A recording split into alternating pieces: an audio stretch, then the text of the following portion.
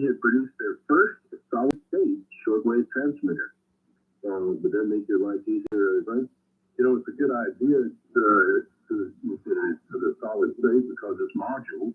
You're dealing with easier engineering on the transmitters. Replacement, it can be much better. There's residual costs and everything, but I think it'd probably be lower, even though the initial cost of the transmitter is gonna be somewhat expensive. The residual money that you have to utilize to keep the maintenance would reduce and plentiful. So yes, it's a good idea, but it's so long.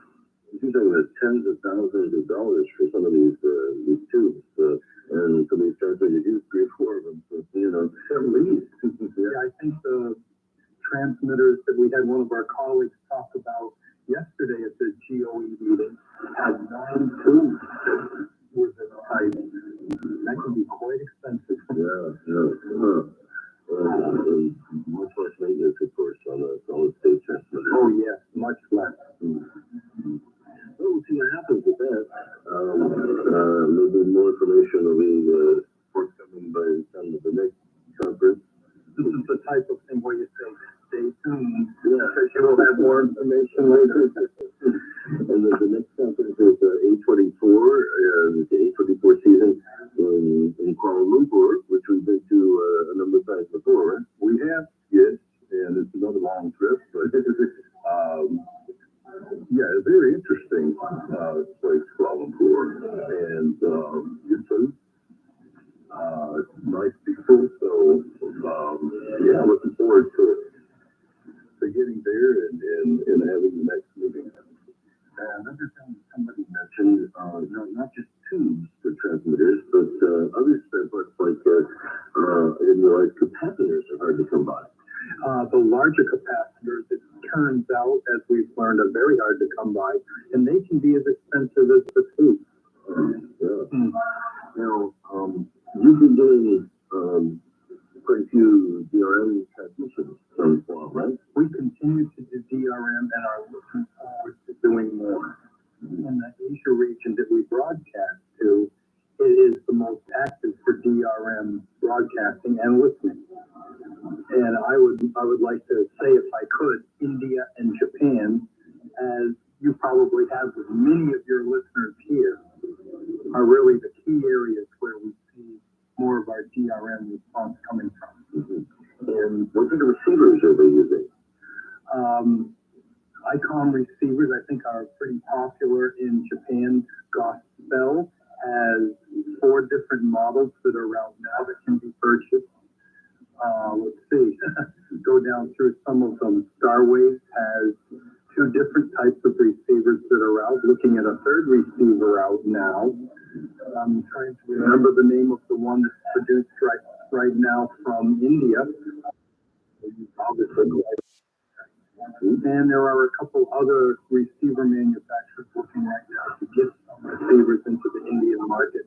With the Kiwi SDRs, which are very popular for pulling in the DRM signals. Yeah, I use that myself. It's, if you don't have a DRM receiver, that's a good way to get them. You just go onto your computer and set up to one of these. There's many of them, right? Oh, yes, there are all around the world, and you can get online and find where they are and the access to be able to use them. There is a DRM listener we have regular. I think it's really something from Guam. We have a regular listener from Italy. That's a pretty good distance to listen to a broadcast. Yeah. This time we had the Chinese delegation back with us. They've been gone since the beginning of the pandemic. They've been able to travel to HSCC conferences, and so it was good to see them back with us again. Yeah, and I had the opportunity with Calvin Carter with Continental to speak with one of the representatives yesterday, and we had a good conversation, and he was interested in some new technologies and what was coming up. It's good to be able to have him here to share the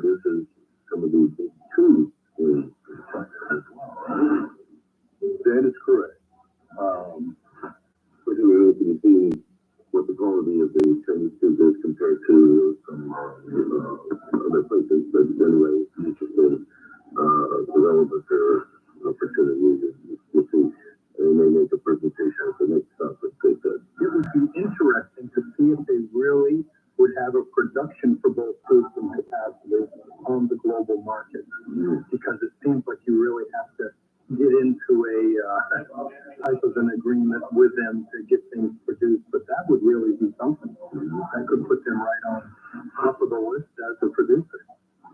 So what are the issues of main concern right now at your guys' stations in terms of shortwave broadcasting? What do you see in the next couple of years developing? Well, we've looked at our frequencies, and we have some issues maintenance at WEWN, and so we're working with that. So for sure, the solid state transmitter sounds like it'll be a good opportunity for us because it's an initial investment, but again, the operating costs and the availability of the equipment to keep them operating as they should. And the main thing really is the fact that the equipment will be there. And some company here in the United States that we can hopefully count on to provide that. That would help what we're doing. So, but yeah, we've got plans to keep going. There's some areas that are very important to us, that we can't get to with our television and our satellite streaming. It's just not available. There's places there's no broadband and very little electricity in some, and some that are still societies that we want to get to and allow them to hear the message that EWTN and WEWN Shortwave has to offer. One of the things we noted at WRY, and I'm sure you too, George, is the higher frequencies are doing better these days, don't they? They really are. The solar propagation right now is almost to the peak of the sunspot cycle. So it's a delay with where we can go with higher frequencies, especially at this time. We use 15770 kilohertz is one of ours, and it's on 24 hours a day. And amazingly, even at nighttime, it's getting in various places. Well, and I can answer that. We were to expand our 12050, and I was able to add some evening hours with a higher frequency to reach the top of 5. And this is going to help us get why these substrate numbers are so high. Going back to some of the maintenance issues, lower frequency, we can't use it right now. So we're working on that to get that back again before substrate numbers start to drop. We'll have the answer. So it's a good thing we can use the higher frequency hours to get there. But we have a few more years, though, of the cycle going up, right? More years anyway, but then again, it goes up a lot quicker than it comes down. So on the back side of things, you do have more time to put things in place when you do have to get to the low images to cover what your listening area is. And here's frequency coordination meeting. For me, the greatest part of my work is PWR broadcasts in 310 languages. So consequently, many of them are on shortwave. As we continue to look at increasing to areas we haven't broadcast to, that takes us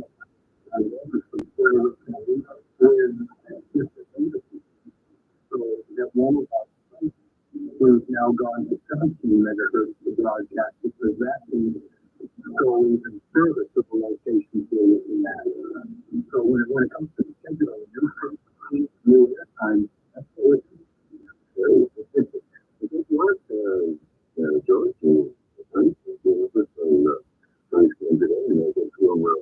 you'll see you in Kuala Lumpur.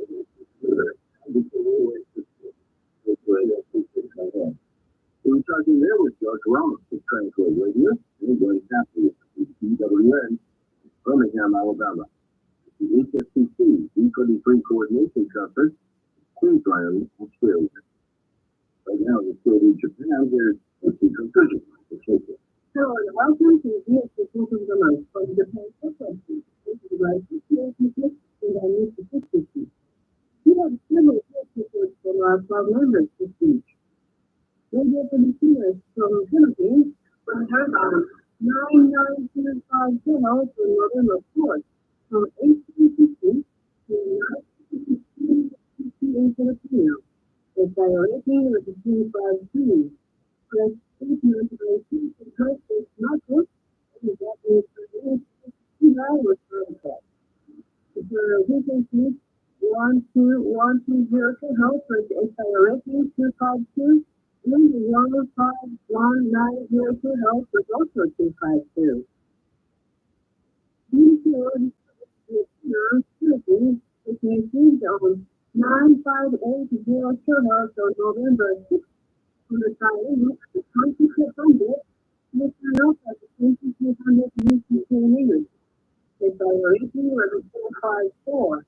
The program heard world news for the newsroom at the 2206, news at the 2230, and world business report at 2232. Alpha Kivani from Bengaluru, India was heard on 15400 kilohertz on November 11th from 11:35 to the final at 1200 UTC in Chinese. The priority was a 45C. So program and the music were on the air. After the English announcement was heard, I was given at 11:50. VOA radio via Wave was received on 9355 kilohertz on November 2nd from 1560 to 1630 UTC in Trinidad. Its rating was a 454. So program and local music were aired. Audio series at 1555. NHKL Radio Japan to Dahaya, UAE was heard on 12095 kilohertz on November 1st from 1600 to 1630 UTC in Russia. The rating was a 252. It started with local music, in ID for the right news. The program by Mayor and the senior announcers was broadcast at 16:10. For the Bible station was heard on 12014 for November 6th from the sign on at the 1900 to the sign off at the 1928 UCC meeting. The celebration was a 252. The city was there. I was given at the 1927. Radio Martin in Greenville, USA was heard on 11930 kilohertz on November 1st from 2129 to 2200 UTC in Spanish. The violation was a 242. My program and interview were on the air. I was beginning at the 2130 and 2150. The violation was a 252. After the music program was aired, ID and the jingle was given at 2027. Latin America, Amazonia from Brazil was heard on 1138 kilohertz on November 8th from 2240 to 2259 UTC in Portuguese. The federation was 252 and 222. Talk program by Mayor and the senior announcers was broadcast. ID was beginning at 2250. There was severe interference for retiring station at 2257. Final potential the QSO card for the correct report of the segment of Williston program. We issued the card by email to the report sent by email. Our address for your email report is Radio 76 QSL I repeat, WQSL@LICDU.JP. We continue to issue the pieces of paper provided by the same system as before. We are able to get the WC PO Box 44, Kamakura, which is KAKAKURA, postal code 248-18291 Japan. 190 or TV edition of the both universities is the however, Mr. Leo Negatari, Mr. G.S. Shimada, and Mr. Kazak, who also offer the information. Thank you for listening, and please join us for our next edition of the Club. Thank you, Chico.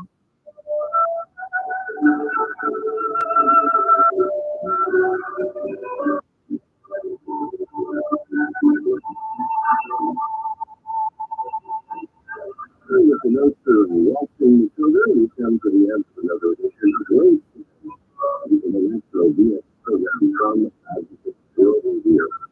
Research and living in Indianapolis by Adrian Peterson and then Rocket by Ray Robinson. Next week on Wasteland, Expectations Part 2, Effects Around the World.